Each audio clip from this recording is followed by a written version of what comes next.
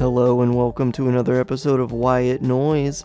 So I live in Columbia, Missouri, and I saw this interesting article in the paper the other day about a MU professor who built his own solar-powered trike for just $500, and I thought it'd be an interesting article to go over for this channel and kind of compare it to Aptera.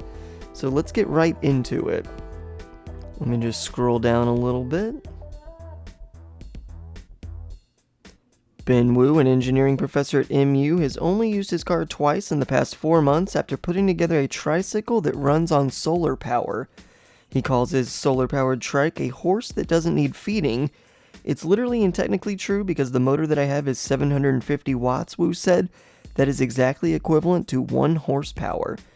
The design of his tricycle is similar to that of any solar-powered system using solar panels, an electronic control device, a battery, and electricity stored in the battery. In total, it cost Wu $500 to put it together.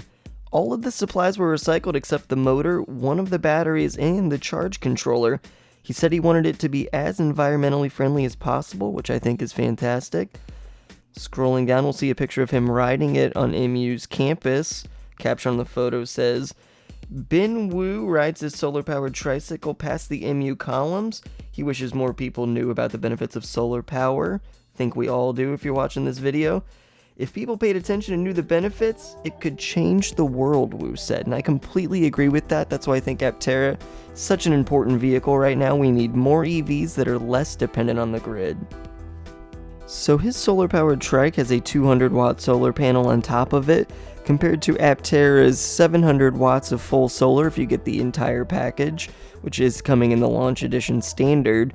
And that's going to get you up to 40 miles a day completely free from the sun. And that's why I love this comparison between his solar-powered trike, or quote-unquote the horse that doesn't need feeding, and the Aptera, because it's a vehicle that for most daily driving, you will never have to plug in. And I think that's such a tremendously important vehicle right now. Now, I'm not going to read the rest of this article in full to you. I will link it in the description, so feel free to go through it yourself. I highly suggest you read it. It's a really interesting article. In full disclosure, I did reach out to Professor Wu. I tried to get a walk around for this video, have him sort of go over the vehicle with us a little bit. Unfortunately, he's a very busy man. He doesn't have time to do that.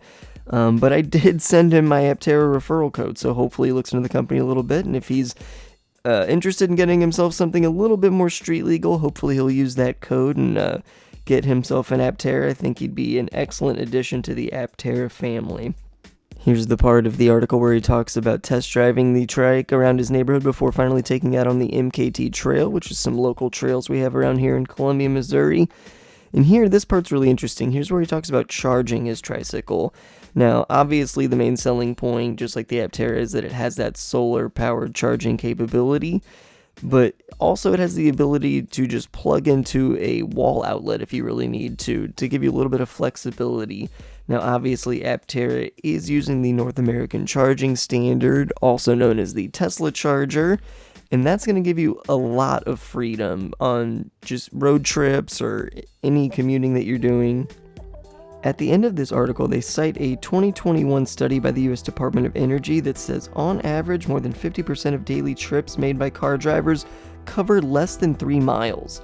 That's why I think vehicles like the Aptera are so important, because most daily commuting, you're not going to have to plug this vehicle in literally ever.